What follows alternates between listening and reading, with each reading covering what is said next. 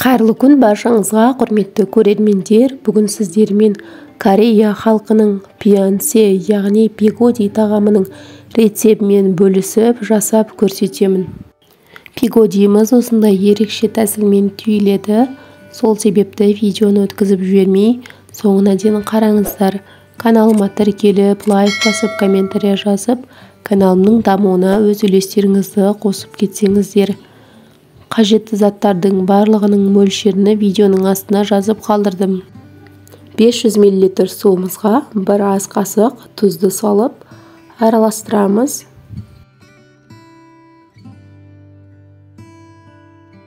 Бір ас қасық ашытқы саламыз, араластырамыз.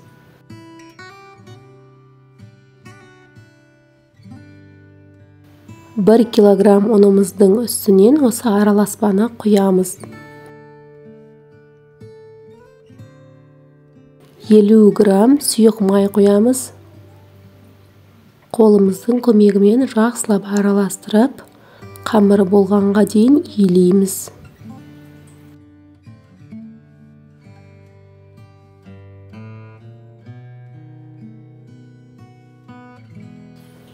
Қамырымыз мінекей бір-біріне бірігіп, осындай жылтырап, әдемі қамыр болып шықты. Тағы да қолымызбен басып шығамыз.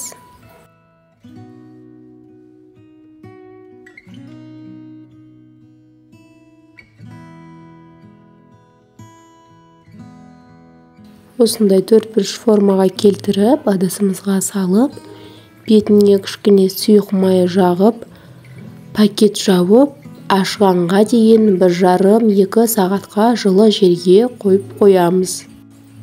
Қамырымыз 2 сағаттан соң осылай көтеріліп, жұмсақ болып шықты. Қамырымызды енді бөліктерге бөліп аламыз.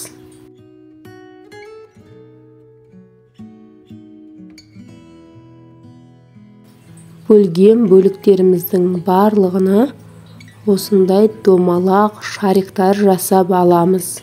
Барлық қамырымызды осындай домалақ шариктар жасап болғаннан соң, тағы да бетін жауып, 10 минутқа қойып қоямыз.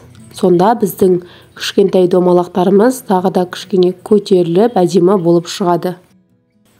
Пигодидің салмасына мен тартылған ет, құйрық май, пияз, асқабақ, чеснокты қолдандым. Барлығын осылай майдалап, турап алдым. Тұз, бұрыш, дәмдеуіштерін сеуіп, араластырып шығамыз. Салмасы өздеріңіздің қалауларыңызша, қаласаңыздар, капуста менен тартылған ет қолдансаңыздар болады. Қамырларымызды орташа көлемде жайып шығамыз.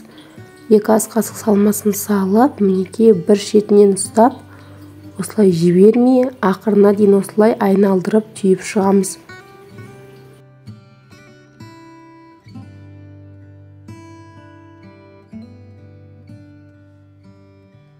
Бұл тәсілді қиындау десеңіздер, басқа тәсілінде көрсетемін.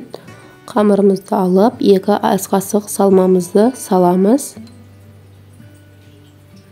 Қамырымыздың осылай бас жағын қысып ұстап, 2 жанын бір-біріне қаратып, жабыстырып, түйіп шығамыз.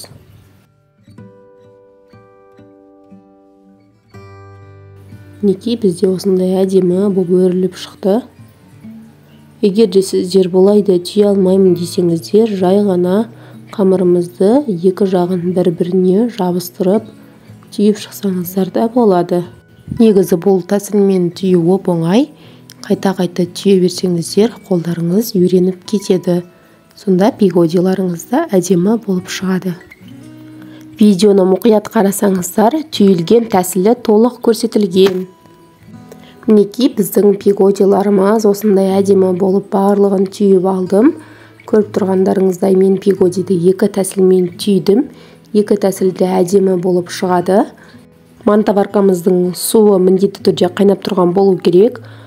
Мантаваркаларымызды майлап, пигодиларымызды арасын қатты жақындатпай теріп шығамыз. Қатты жанып тұрған отқа 45 минуттай пісіріп аламыз. Мінекей біздің пигодиларымыз көтеріліп, жұмсақ, нәзік болып шықты. арасы өте сочный болып шыққан. Менің отбасыма қатты ұнады. Сіздерге де жасап көруге кеңес беремін. Бұл тағамымыз өте тойымды болып келеді. Видеомды соңына дейін қарағандарыңыз үшін рахмет. Каналыма тіркеліп, лайк басып, комментария жазып, қолдап кетсеңіздер.